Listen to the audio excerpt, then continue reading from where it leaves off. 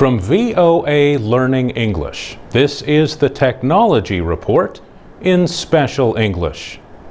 The shock of Superstorm Sandy exposed problems in New York and other areas hard hit by the storm. Sandy struck the northeastern United States in October, leaving hundreds of thousands of people without electricity.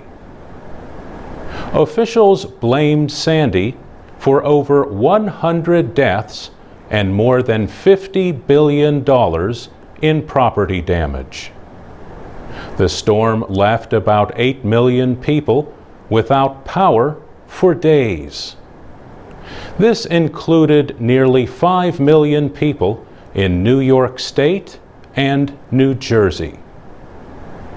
Sandy flooded parts of New York City's subway system, and it affected other transportation.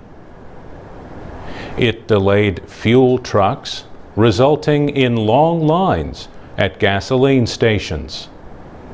New York Governor Andrew Cuomo said Superstorm Sandy showed there were problems with New York's infrastructure. He said the failure of the city's public utility system is of real concern.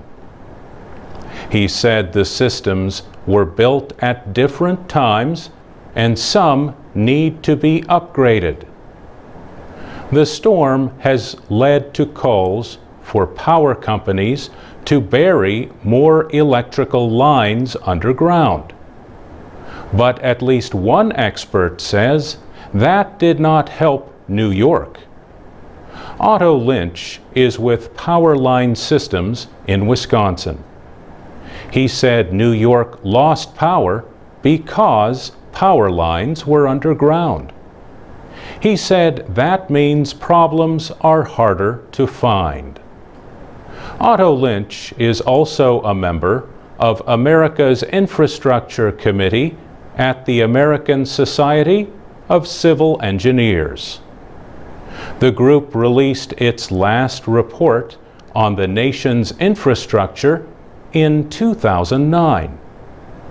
He said the report gave an average grade of D, a very low grade, to all of America's infrastructure. For VOA Learning English, I'm Mario Ritter.